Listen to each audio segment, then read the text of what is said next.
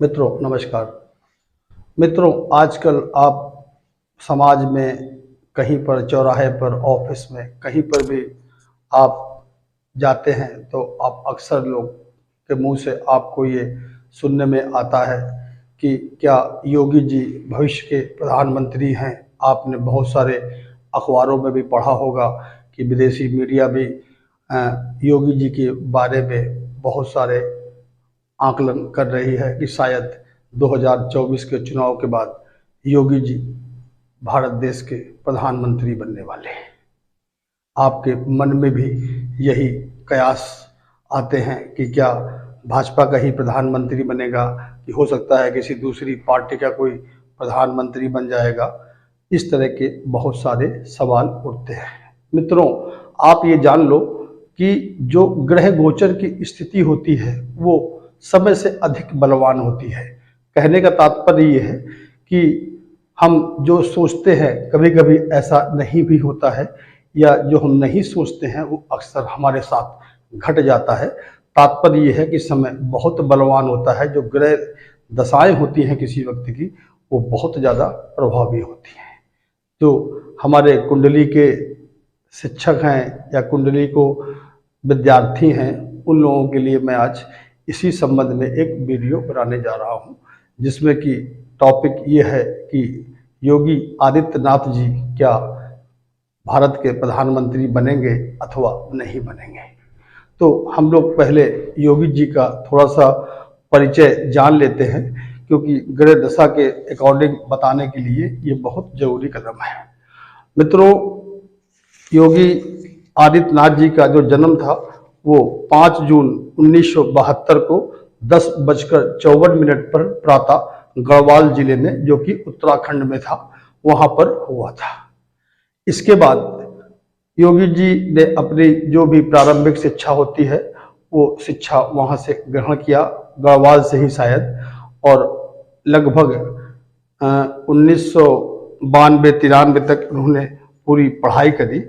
उनकी कुंडली में कुछ इस तरह के योग हैं जिससे कि आप ये मान लीजिए कि उनके सन्यासी बनने के योग भी बहुत प्रबल थे और शासक बनने के भी बहुत प्रबल योग थे। जो भी कुंडली के शिक्षार्थी हैं या कुंडली एनालिटिक करते हैं उनको पता ही होगा कि जो दशम भाव होता है और चतुर्थ भाव, ये हमें कर्म करने के लिए बाध्य करता है, या यूँ कह लीजिए कि हम क्या कर्म करेंगे ये निर्धारण हम दशम भाव और चतुर्थ भाव से करते हैं। चतुर्थ भाव को आपने पढ़ा होगा कि जनता का घर होता है, कि जनता हमको चाहेगी कि नहीं चाहेगी। इस सब तरह का जो आकलन करते हैं वो हम चतुर्थ भाव से करते हैं। और इसके बाद जब दशम भाव की बारी आती है तो ऐसा ऐसा होता है। तो मित्रों, हम योगी जी की कुंडली के बारे में बात करने जा रहे हैं। तो योगी जी की जो कुंडली बन के आई उसमें सिंह लगन की उनकी कुंडली बनी, और इसके बाद उनकी जो राशि बन के आई थी वो कुंभ राशि थी। हम जब योगी जी की कुंडली का पूरा विस्तार से आकलन करते हैं तो हम ये देखते हैं कि जो दशम भाव है कुंडली का, उस दशम भाव में सबसे अधिक जो ग्रह एक्टिव हैं वो हैं बुध, शनि और सूर्य। बुध, शनि और सूर्य, और वो बैठे हैं दशम भाव में, वृष राशि में। अब इसके बाद जो राहु महाराज हैं वो बैठे हैं छठे भाव में, जिसकी की 5वीं दृष्टि भी कर्म भाव यानी कि 10वें भाव में पड़ रही है। तो मित्रों, योगी जी ने जो भी किया, अब योगी जी सन्यासी कैसे बन गए, अब आप ये कह सकते हो।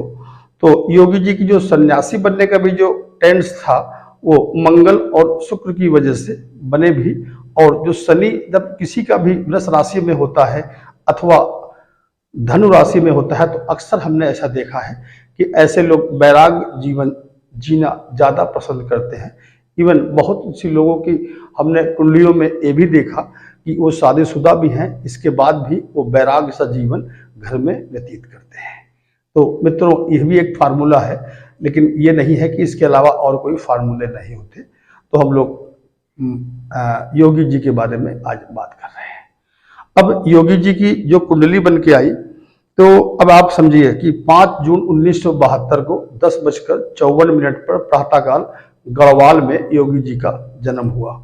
इसके बाद जो मैंने आपसे कहा कि जो कर्म होता है, कि कर्म हमें पुलिस बनाए, कि गुंडा बनाए, कि नेता बनाए, कि शासक बनाए, या क्या बनाता है, व्यापार कराता है, ये सारी चीजें हम लोग कर्म भाव से ही देखते हैं।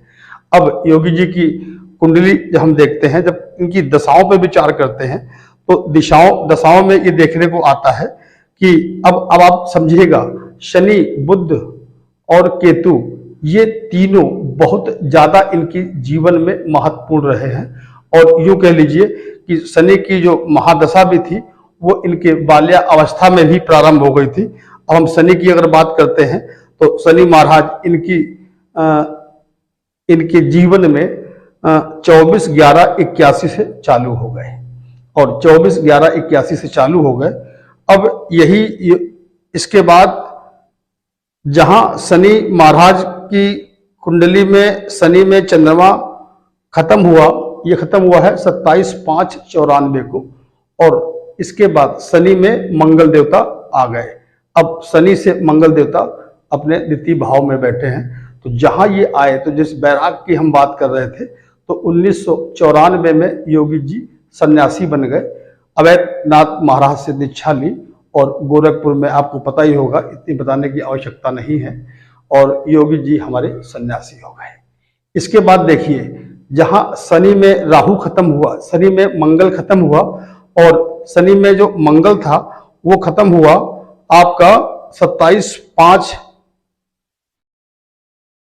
शनि में मंगल खत्म हुआ 5 जुलाई 95 को, और इसके बाद राहु ने अपने एंट्री मार ली, और राहु जी 12/5/98 तक इनके जीवन में रहे। और राहु के बारे में आपने सुना ही होगा, राहु की पंचम दृष्टि है, छठे भाव में बैठे हैं राहु जी, और इत्तेफाक की बात है कि राहु जी शनि के घर में ही बैठे थे, जो कि वहां का जो छठे भाव का जो छठा भाव होता है उसको रोग शत्रु, इसके अकॉर्डिंग हम लोग देखते हैं, वहां पर बैठे राहु महाराज 5वीं दृष्टि शनि पर ही मार रहे थे। ये भी एक बहुत बड़ा योग होता है, शश योग बोलते हैं, जो कि राजा बनाने की कगार पे लाता है। और जहां राहु जाने लगा इनकी जीवन से, शनि में राहु, और इनको लोकसभा का सदस्य बना दिया। आपको पता ही होगा कि बहुत कम उम्र के 25-26 साल की उम्र थी, उस समय ये लोकसभा सदस्य बन गए, और इसके बाद कभी उन्होंने पीछे मुड़ के नहीं देखा, और लगातार 5-6 बार लोकसभा के सदस्य भी बने रहे। अब इसके बाद आपको मैं पूरा बताने का प्रयास कर रहा हूं। अब इसके बाद 98 में आपको पता ही कि मई जून में चुनाव होते हैं। इसके बाद योगी जी सांसद बनते रहे। अब इसके बाद जहां शनि की महादशा खत्म हुई, और बुध की महादशा भी कह लीजिए कि खत्म होने वाली थी, क्योंकि बुध की जो महादशा थी वो चालू हो गई थी 24/11/2000 से 24/11/2017 के बीच में। अब बुध महाराज के साथ साथ जहां पर क्या कहते हैं कि बुध में शनि का देखिए, फिर जहां पर आखिरी परिवर्तन आया कि बुध की महादशा में शनि का अंतर आया, और वही मैं जो बात कह रहा था कि शनि महाराज बहुत बलिष्ठ हैं, लेकिन योगी भी होते हैं, और शासकीय गुण भी ऐसे लोगों के अंदर होते हैं जो लोग दशम भाव में इस तरह का विचार करते हैं। और जहां बुध में शनि की अंतरदशा आई, वो जो तारीख थी शनि में बुध में शनि की अंतरदशा की, वो तारीख थी 15 मार्च 2015 से 24/11/2017, तात्पर्य 24/11/2017 में बुध में शनि की महादशा खत्म हुई। बुध की महादशा में शनि की अंतरदशा समाप्त हो गई। अब आपको पता ही है कि 17 फरवरी मार्च में योगी जी प्रदेश के मुख्यमंत्री बन गए। अब इसके बाद ये जो दशा थी बुध में शनि की, ये चली 17 तक का, मतलब कि नवंबर 17 तक का। इसके बाद इनके जीवन में केतु महाराज ने प्रवेश किया। केतु महाराज ने प्रवेश किया 24/11/2017 तक का, और इनकी दशा होती है 7 वर्ष की, आपको पता ही होगा। और इसी 7 वर्ष का मतलब 24/11/2024 तक का केतु की महादशा चलेगी। आपने देखा केतु महाराज 12वें स्थान पे बैठे हुए हैं, इनकी 5वीं दृष्टि चौथे भाव अर्थात जनता के घर में पड़ी, और केतु महाराज चंद्रमा जैसे सौम्य ग्रह के घर में बैठे थे, और उनकी 5वीं दृष्टि चतुर्थ भाव पर भी पड़ रही थी, जो कि चंद्रमा का मूल रूप से घर माना जाता है। तो आपने देखा कि 17 के बाद इन्होंने ऐसे बहुत से निर्णय लिए जिससे कि आम जनता थी इनसे बहुत प्रसन्न होने लगी और जनता की जो समस्याएं थी, गुंडाराज, माफिया, कंट्रोल, कहने का मतलब जिससे जनता त्रस्त रहती थी, उन सब समस्याओं को खत्म करने का योगी जी ने भरसक प्रयास किया और उसमें काफी सफल भी रहे। सफल रहे अथवा नहीं रहे, इसका जनता ने बाद में इनको पुरस्कार स्वरूप दोबारा फिर मुख्यमंत्री बनाया और दोबारा मुख्यमंत्री बनने के बाद आपने देखा भी जो और भी नगर निगम के चुनाव भी हुए, उसमें भी जनता ने इनको पूर्ण समर्थन प्रदान किया। तात्पर्य केतु ये करते रहे। अब केतु महाराज 24/11/2024 में योगी जी के जीवन से जा रहे हैं और इसके बाद शुक्र महाराज जो कि एकादश भाव में बैठे हैं, उनकी अंतर महादशा चालू होने वाली है। मित्रों, शुक्राचार्य शुक्र जी ये कभी किसी को राजा नहीं बनाते, ऐसे हमने अपने हमेशा अनुभव में देखा है। हाँ, शुक्राचार्य जी थे या शुक्र महाराज हैं, वो हमें जनता की जो और दायरा होता है, जैसे कि अभी प्रदेश के मुख्यमंत्री हैं योगी जी, तो अभी तो प्रदेश के अंदर अपने सारे नियम कानून बदल सकते हैं, ला सकते हैं किसी के ऊपर भी, लेकिन अब इनका दायरा ये बहुत बढ़ जाएगा। जैसे कि पूरे भारतवर्ष के ऐसा कोई पद इनको मिलने वाला है जिससे कि जो नियम कानून अभी तक केवल प्रदेश में ही लागू कर पाते थे, वो पूरे भारतवर्ष में लागू करने की जो भी पावर होती है वो इनको प्रदान की जाएगी। और शुक्र के जस्ट बगल वाला जो घर है, 12वां घर, उसमें केतु महाराज भी बैठे हैं। जब इस तरह की संयोजन बनता है पत्रिका में, तो ऐसे लोग यात्राएं बहुत करते हैं और बहुत अधिक यात्राएं करते हैं। यात्राएं तो अभी भी चुनाव में या इधर उधर करते थे, लेकिन अब ये अथेंटिक रूप से सरकारी काम से यूं कह लीजिए कि पूरे भारतवर्ष में और विदेशों में बहुत यात्राएं करेंगे।